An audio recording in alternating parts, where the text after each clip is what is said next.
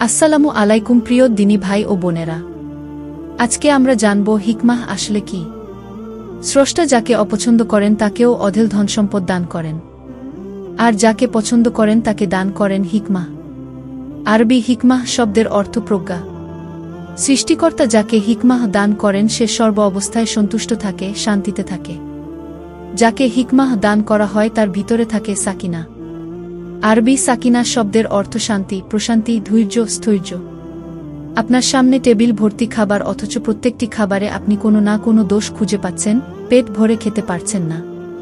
কেননা আপনাকে সম্পদ দান করা হলেও হিকমাহ দেওয়া হয়নি, যে কারণে আপনার ভিতর সাকিনা নেই। যাকে হিকমাহ দেওয়া হয়েছে সে ভর্তা আর ডাল দিয়েও পরম প্রশান্তি নিয়ে পেট ভরে খেয়ে উঠবে। উচ্চশিক্ষিতা সুন্দরী স্ত্রী বা প্রতিষ্ঠিত সুদর্শন স্বামী পেয়েও আপনি তাকে নিয়ে সুখী নন, কারণ আপনাকে হিকমাহ দেওয়া হয়নি। দামি গাড়িতে চড়েও আপনি খুশি নন, ভাবছেন আপনার কেন মার্সিডিজ নেই। এর কারণ আপনার মাঝে হিকমাহ নেই, সাকিনা উঠে গেছে। আপনি আপনার অবস্থান নিয়ে সন্তুষ্ট নন। রিজিক শব্দের অর্থ অনেক ব্যাপক। ১. রিজিকের সর্বনিম্ন স্তর হচ্ছে অর্থ ও সম্পদ। ২. রিজিকের সর্বোচ্চ স্তর হচ্ছে শারীরিক এবং মানসিক সুস্থতা। ৩. রিজিকের সর্বোত্তম স্তর হচ্ছে পুণ্যবান স্ত্রী বা স্বামী এবং পরিশুদ্ধ সন্তান। ৪. রিজিকের পরিপূর্ণ স্তর হচ্ছে সৃষ্টিকর্তার সন্তুষ্টি।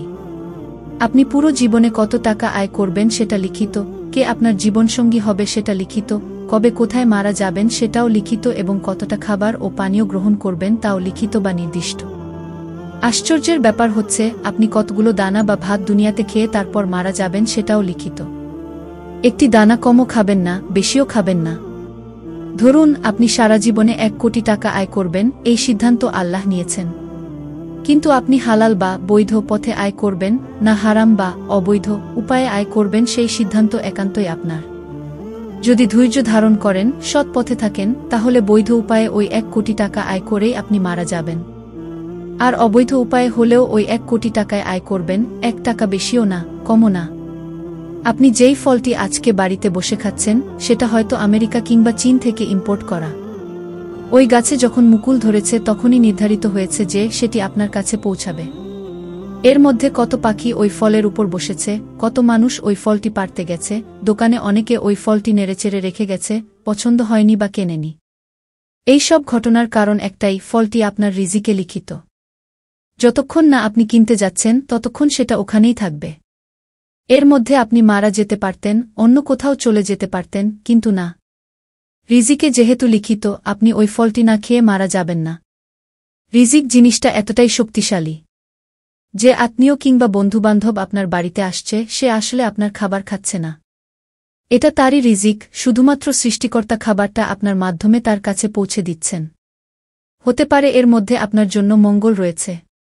আসলে কেউ কারোটা খাচ্ছে না, যে যার রিজিকের ভাগই খাচ্ছে। আপনি বৈধ উপায়ে না অবৈধ উপায়ে খাচ্ছেন, সেটা নির্ভর করছে আপনি সৃষ্টিকর্তার উপর কতটুকু আস্থাশীল। কেননা সৃষ্টিকর্তা বলেন, দুনিয়ায় বিচরণকারী এমন কোনো প্রাণী নেই যার রিজিকের দায়িত্ব আমি নেইনি। তাদের স্থায়ী এবং অস্থায়ী অবস্থানস্থল সম্পর্কে আমি অবহিত। সূরা হুদ, আয়াত ৬।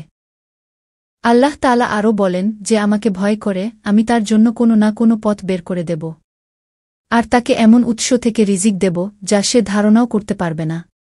সূরা তালাক, আয়াত ২-৩। মহান পালনকর্তা আমাদের সঠিক পথ এবং বৈধ রোজগারের ব্যবস্থা করে দিন এবং সকল প্রকার অবৈধ উপার্জন থেকে রক্ষা করুন এবং আমাদের সবাইকে ক্ষমা করুন। আমিন।